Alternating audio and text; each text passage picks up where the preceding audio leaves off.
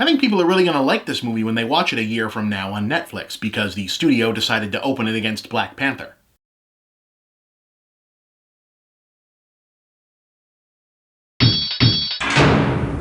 Holy shit! Eddie Redmayne was finally likable in something, and all it took was for him to play a character who doesn't look like him, sound like him, or involve his on-screen physical presence in any way, shape, or form.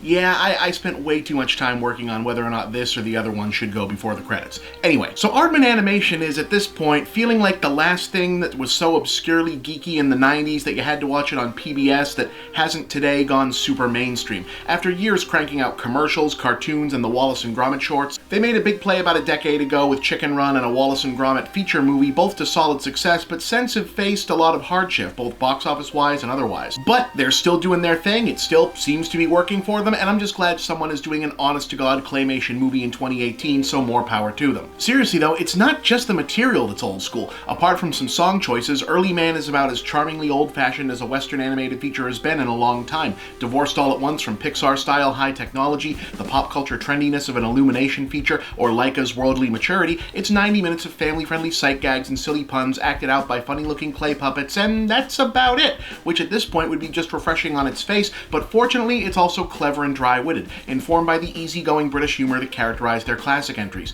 So it's maybe pretty winning, even if it's not an outright classic. So essentially what we've got here is a sports comedy hiding inside a caveman comedy. Our heroes are a Stone Age tribe living out modest hunter-gatherer existence in a fertile valley somewhere near future Manchester, seemingly unaware that the Bronze Age has already begun underway elsewhere until a slightly more advanced civilization sweeps in to colonize their valley for ore mining and banishes them to the wasteland. Eddie Redmayne's Doug discovers that the Bronze Age city dwellers are religiously devoted to the game of football, and decides to teach his dimwit fellow tribesmen to play the game in order to challenge the bad guys for the rights to their land back, and that's pretty much it, yeah. I mean, it's cavemen playing prehistoric football with Flintstone-style equipment gags and lots of puns that I only caught about a third of because I don't follow British football culture. Tom Hiddleston is the bad guy, Maisie Williams is a love interest, Timothy Spall, Richard Ayoade, Selena Griffiths, and Johnny Vegas also star. What makes it all work is that Aardman is really good at what they do. I can't say there's a visual gag or a groaner pun in here that feels wholly original. Some of them feel like direct lifts from classic Looney Tune gags even, and those were old when my grandparents were young. But it's all well executed and there's no fat on the bones or blown chances for the most part, which may be owed to the level of preparation it takes to set up any single shot in stop motion. There's a repeating bit of business with a duck that still cracks me up a week later, and they haven't forgotten how to get a laugh just by focusing on their characters' uniquely goofy facial expressions.